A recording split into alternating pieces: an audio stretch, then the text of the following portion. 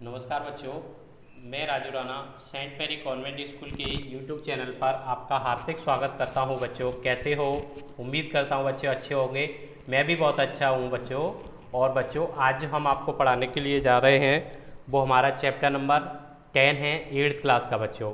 तो बच्चों यदि आपने इसके पहले की वीडियो चैप्टर 1, 2, 3, 4, 5, 6, 7, 8 और 9 चैप्टर तक यदि आपने उनके वीडियो नहीं देखे हुए हैं तो सबसे पहले आप हमारे school Saint Mary Convent School Dholpur के यूट्यूब चैनल पर जाके उनकी प्लेलिस्ट को ज़रूर देखें बच्चों।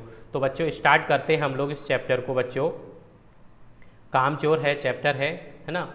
बड़ी देर के बाद वाद विवाद के बाद तय हुआ कि सचमुच नौकरों को निकाल दिया जाए। आखिर ये मोटे मोटे किस काम के हैं? हिलकर पानी नहीं पीते, इन्हें अपना काम खुद करने की आदत होनी चाहिए। कामचोर कहीं के, तुम लोग कुछ नहीं इतने सारे हो और सारा दिन ऊधम मचाने के सिवाय कुछ नहीं करते, है ना। सचमुच हमें ख्याल आया कि हम आखिर काम क्यों नहीं करते हैं। हिलकर पानी पीने में क्या खर्च होता है, इसलिए हमने तुरंत हिलाकर पानी पीना शुरू किया। हिलने में धक्के भी लग जाते हैं और हम किसी के दवेल तो थे नहीं कि कोई धक्का दे तो ये सैल जाएं।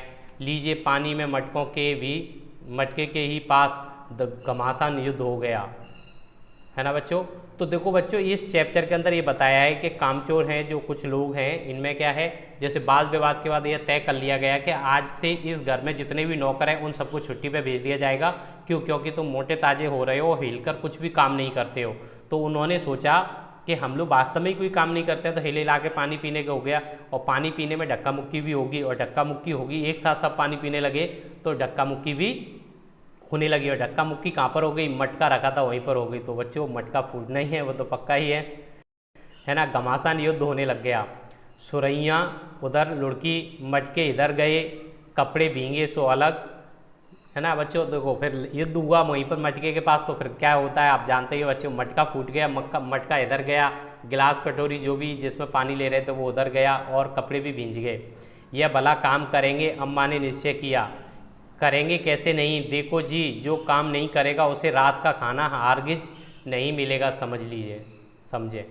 यानी कि उन्होंने बोल दिया कि जो लोग काम नहीं करेंगे उनको नाइट को खाना भी नहीं मिलेगा। अम्मा जी ने बोला क्या ये काम करेंगे? देखो ऐसे काम करेंगे जैसे मटके वटके फोड़ के डाल दिए उन्होंने।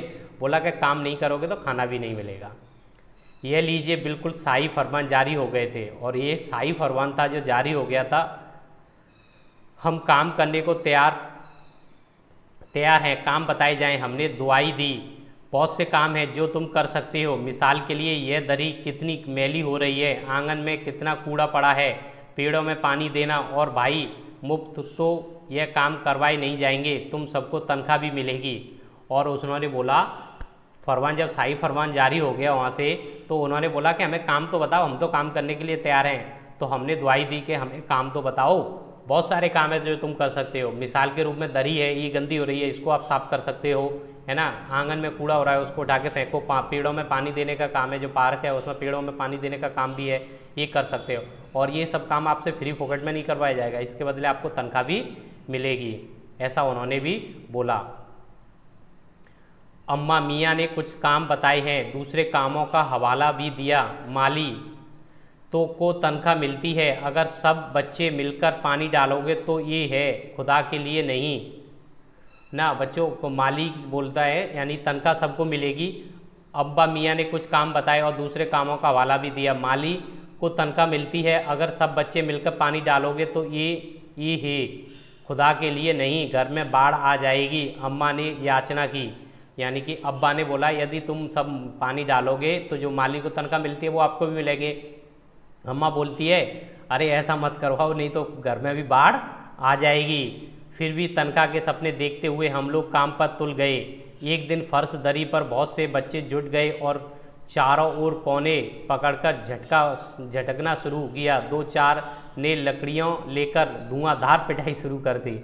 तो आज उन्होंने क्या किया, दरी साफ करने का फैसला लिया। 4 लोगों ने उनको दरी को चारों कोनों से पकड़ लिया और 2-4 ने उसमें डंडे से उसको साफ करना चालू करने लग गए, है ना बच्चों। इस तरीक़ा से सारा घर धूल से अट गया और सारा घर में धूल ही धूल हो गई।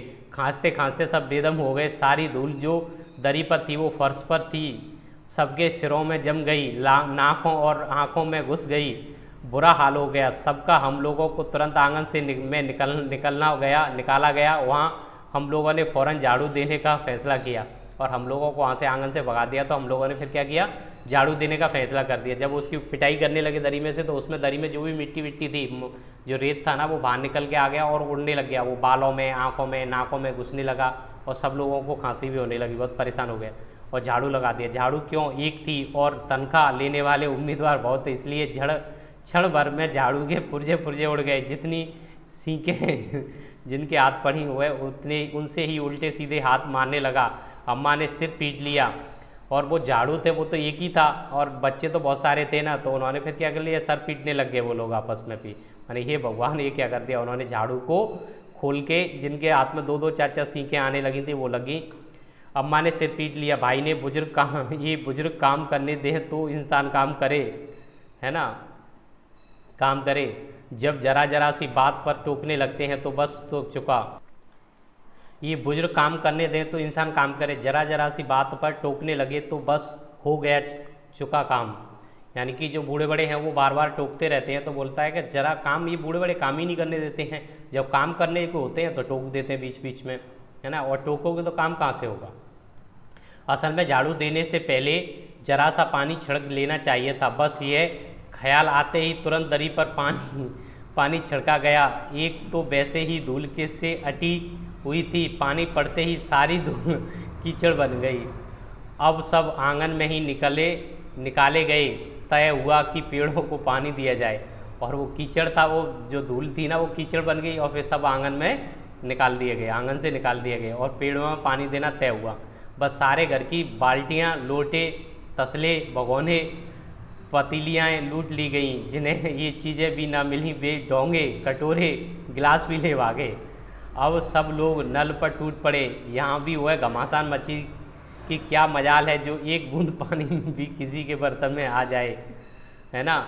ठूस ठास किसी बाल्टी पर पतीला और पतीले पर लोटा, लोटे पर भगोना, भगोने में डोंगा, और पहले तो धक्के चले, फिर कौनियाँ और उसके बाद बर्तन।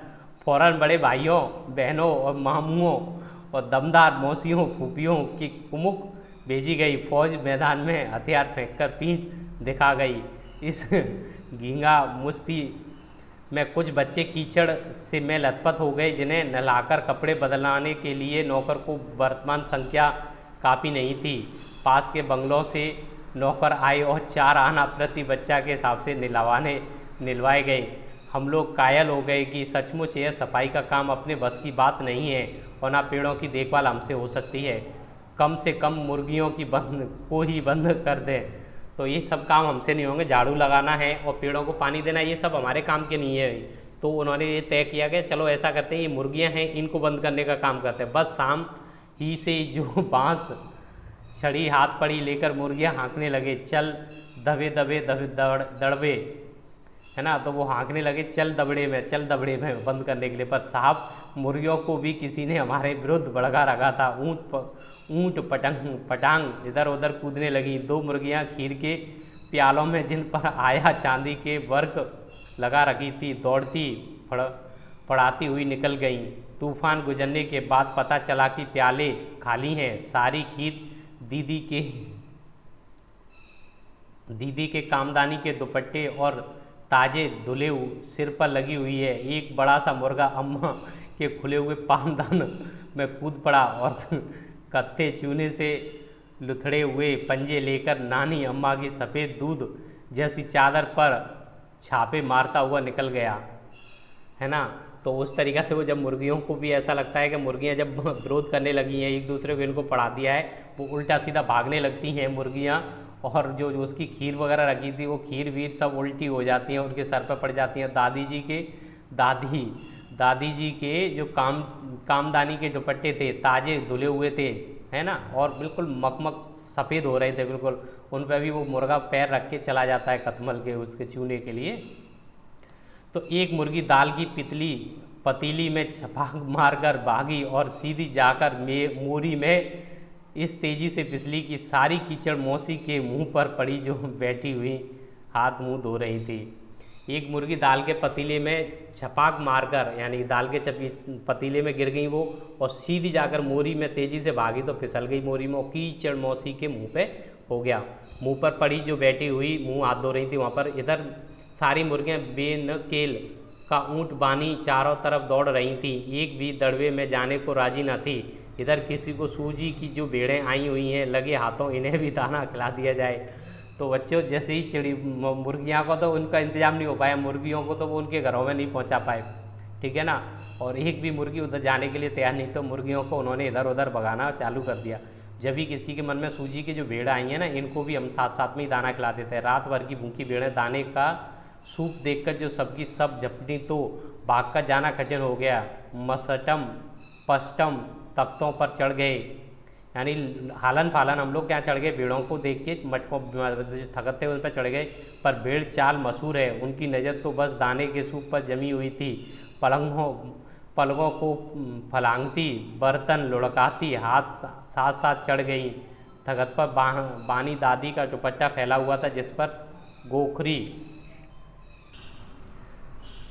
थकत पर बानी दादी का दुपट्टा फैला हुआ था जिस पर गोखरी, चंपा और सलमा सितारे रखकर बड़ी दीदी मुगलानी बुआ को कुछ बता रही थी। भेड़ बहुत निसंकोच सबको रौंदती मैंगनों का छिड़काव करती हुई दौड़ गई। जब तूफान गुजर चुका तो ऐसा लगा जैसे जर्मनी की सेना टैंकों और बमबारों सहित उधर से छापा मारकर गुजर गई हो। जहाँ जहाँ से सूप गुजरा, भेड़ शिकारी कुत्तों की तरह गंध सूंघती हुई हमला करती गईं। हजजमन माँ एक पलंग पर दुपट्टे से मुंह ढाके सो रही थी। उन पर से तो जो भेड़ें दौड़ी तो न जाने वह सपने में किन महलों की सैर कर रही थी। दुपट्टे में उलझी हुई मारो चीखने लगी। इतने में भेड़ सूप को बुलाकर तरकारी वाली की टोकरी पर टूट पड़ी। वह दालान में बैठी मटर की फलियां तोड़ तोड़ कर रसोइये को दे रही थी। वह अपनी तरकारी का बचाव करने के लिए सीना तान कर उठ गई। आपने कभी भेड़ों को मारा होगा तो अच्छी तरह देखा होगा, बस ऐसा लगता है जैसे रुई के तकिए को कूट रहे हों। भेड़ को चोट ही नहीं लगती, बिल्कुल यह समझकर कि आप उससे मजाक कर रहे हो वह आप पर ही चढ़ बैठेगी। जरा सी देर में भेड़ों ने तरकारी छिलकों समेत अपने पेट की कढ़ाई में झोंक दी। और तो इस तरीक़ा से जब वो बकरियों को, जब भेड़ें थी, भेड़ों को जो सूप दिख रहा था अनाज का, उसके पीछे पीछे वो चलती गई। जैसे जैसे सूप जहाँ गया उसी तरीक़ा से उनके पीछे भेड़ें भी चलती गई। भेड़ों ने जो कुछ भी सामने आया रास्ते में उसको सबको पार किया, है ना। कपड़े वपड़े जो कुछ भी मिला था उन सबको पार कर लिया। और उसके बाद जब सूप को भूल के वो जो तरकारी थी, जो टोकरी रखी थी उसमें सब्जी वगैरह थी, उसके ऊपर टूट पड़ी और उन्होंने वो सारी चीज़ें तरकारी की जो छिलके विलके थे वो सब पेट के अंदर कर लिए। इधर यह प्रलय मची थी कि उधर दूसरे बच्चे भी लापरवाही नहीं थे। इतनी बड़ी फौज भी जिसे रात का खाना ना मिलने की धमकी मिल चुकी हो, वे 4 भैंसों का दूध दोहने पर जुट गए। दूली बेदुली बाल्टी लेकर 8 हाथ 4 थरों पर फिर पड़े। भैंस एकाएक जैसे चारों पैर जोड़ाकर उठी और बाल्टी को लात मारकर दूर जा खड़ी हुई। तय हुआ कि भैंस की अंगाड़ी पिछाड़ी बांध दी जाए, फिर काबू में लाकर दूध दुह लिया जाए। बस झूले ही की रस्सी उठाकर भैंस के पैर बांध दिए गए। पिछले 2 पैर चाचा जी की चारपाई के पायों से बांधे, अगले 2 पैरों को बांधने की कोशिश जारी थी। जिसे भैंस चौकन्नी हो गई और छूटकर जो भागी तो पहले चाचा जी की समझे कि शायद कोई सपना देख रहे हो। फिर जब चारपाई पानी के ड्रम से टकराई और पानी उछलकर गिरा तो समझे कि आंधी तूफान में फंसे हैं। साथ में भूचाल भी आया। फिर जल्दी ही उन्हें असली बात का पता चल गया कि यह पलंग तो दोनों पट्टियाँ पकड़े बच्चों को छोड़ देने वालों को बुरा भला सुनाने लगे। बच्चों सॉरी बच्चों। तो बच्चों ये चैप्टर ही कुछ ऐसा है, थोड़ा सा हंसी आती है मुझे पढ़ाने में इसमें। तो बच्चों देखो, जब भी वो चाचा जी को, जब भैंसियों को जब दूध निकाल रहे होते हैं, निकालने के लिए जब व्यवस्था बनाई जाती है तो भैंसियाँ दूध नहीं देती है उनको, तो फिर क्या तय होता है कि इनके पैरों को बांध दिया जाए। तो 2 पैर हैं, वो पीछे वाले पैर हैं वो चाचा जी की जो चारपाई थी उसके दोनों पैरों से बांध दिए जाते हैं और तो चाचा जी को तो ऐसा लगता है कि वो सपने देख रहे होते हैं, और वो जब भागते हैं खींचते हैं, जब बाल्टी जब खाट उससे ड्राम से टकराती है पानी से भरे हुए से, तो पानी उनके ऊपर पड़ता है, तब उनको होश आता है कर ये क्या हुआ। तो बोलते हैं ये बच्चों को किसने छोड़ दिया, इनकी पट्टी किसने खोल दी, भला भला सुनाने लगते हैं बच्चों को, है ना। यह बड़ा मज़ा आ रहा था, भैंस भागी जा रही थी पीछे पीछे चारपाई, और उस पर बैठे हुए थे चाचा जी, और भैंस आगे आगे भागे जा रही थी, चारपाई पे चाचा जी बैठे उस पर थे और बड़ा भला उन बच्चों को सुना रहे थे। वो एक भूल ही हो गई, यानी बछड़ा तो खोला ही नहीं, इसलिए तत्काल बछड़ा भी खोल दिया गया। तीन निशाने पर बैठा हुआ बछड़े को ममता में व्याकुल होकर भैंस ने अपने खुरों को ब्रेक लगा दिए। बछड़ा तत्काल जुट गया, धोने वाले गिलास कटोरे लेकर लपके, क्योंकि बाल्टी तो छपाक से गोबर में जा गिरी थी। बछड़ा फिर बागी हो गया, कुछ दूध जमीन पर और कपड़ों पर गिरा, 2-4 धारें गिलास कटोरी पर भी पड़ गईं, बाकी बछड़ा पी गया। यह सब कुछ मिनट में ही तीन चौथाई में हो गया था, यानी मिनट के कुछ 3/4 हिस्से में ही ये लगभग हो गया था, बहुत कम समय में ये सारी चीज़ें हो गई थी। और भैंस ने जब भागना स्टार्ट किया तो उसके बछड़े को छोड़ दिया उसने, और बछड़े की वजह से, उसकी ममता की वजह से वो रुक गई और उस दूध को पियाने लगती है। और फिर क्या होता है, वो दूध को काढ़ने लग जाते हैं गिलासों में, और गिलासों में कहाँ आएगा। घर में तूफान उठा खड़ा हुआ, ऐसा लगता था जैसे सारे घर में मुर्गियाँ, भेड़ें, टूटे हुए मसले, बाल्टियाँ, लोटे, कटोरे, बच्चे थे। बच्चे बाहर किए गए, मुर्गियाँ बाग में हकाई गईं, मातम सा मनाती तरकारी वाली के आंसू पहुँचे गए। अम्मा आगरा जाने के लिए साधन बांधने लगी, सामान बांधने लगी। या तो बच्चा राज कायम कर लो या मुझे ही रख लो, नहीं तो मैं चली मायके, अम्मा ने चुनौती दे दी। अब अब्बा ने सबको कतार में खड़ा करके पूरी बटालियन का कोर्ट मार्शल कर दिया। अगर किसी बच्चे ने घर की किसी चीज़ को हाथ लगाया तो बस रात का खाना बंद हो जाएगा। ये लीजिए, इन्हें किसी करवट शांति नहीं। हम लोगों ने ही निश्चय कर लिया कि अब चाहे कुछ भी हो जाए, हिलकर पानी भी नहीं पिएंगे। और बच्चों, इस तरीक़ा से ये जो चैप्टर था वो हमारा फिनिश होता है। ये चैप्टर 8th क्लास का चैप्टर नंबर 10 था, कामचोर। तो बच्चों, इसमें किस तरीक़ा से बच्चे अपने काम को करने नहीं करते हैं और कामचोर हो जाते हैं, तो उनको काम करने के लिए सजा के रूप में उनको काम करने के लिए दिया जाता है। लेकिन बच्चों का ये वो होती है कि जो एक बच्चा काम करता है उसी को सारे बच्चे काम करते हैं बच्चों। तो वो जब सभी सारे लोग बच्चे हैं, 10-8 बच्चे थे, वो सब मिलके एक ही काम को करेंगे तो किस तरीक़ा से पूरा हो पाएगा, है ना, नहीं हो पाएगा। लेकिन ये सारे बच्चे मिलके अलग अलग टीम बनाकर काम करते हैं कि 2 बच्चे आज सफाई करेंगे, 2 बच्चे दरी की सफाई करेंगे, 2 बच्चे पानी डालेंगे, 2 बच्चे भैंसों को भी देखेंगे, 2 बच्चे, तो इस तरीक़ा से उनको डिवाइडेशन कर करके यदि काम करते तो बच्चों बहुत अच्छे तरीक़ा से वो काम पूरे हो सकते थे। लेकिन बच्चों ने तो क्या था, उनकी तनख्वाह लेने के लिए उनको क्या था, ज़्यादा से ज़्यादा मैं काम करूँगा, तो सारे बच्चे एक ही काम पे टूट पड़ते हैं। और फिर जो होता है, तूफान आता है घर में, वो आपको सबने देखा ही बच्चों, आपने पढ़ा भी है। तो बच्चों, इस चैप्टर की जो व्याख्या है वो पूरी हो गई है बच्चों। इसके क्वेश्चन आंसर है वो हम लोग आगे वाले वीडियो में कराएंगे बच्चों। तो बच्चों, आज के लिए बस इतना ही। घर पे रहना है और बच्चों इस चैनल को सब्सक्राइब करना नहीं भूलना है। तो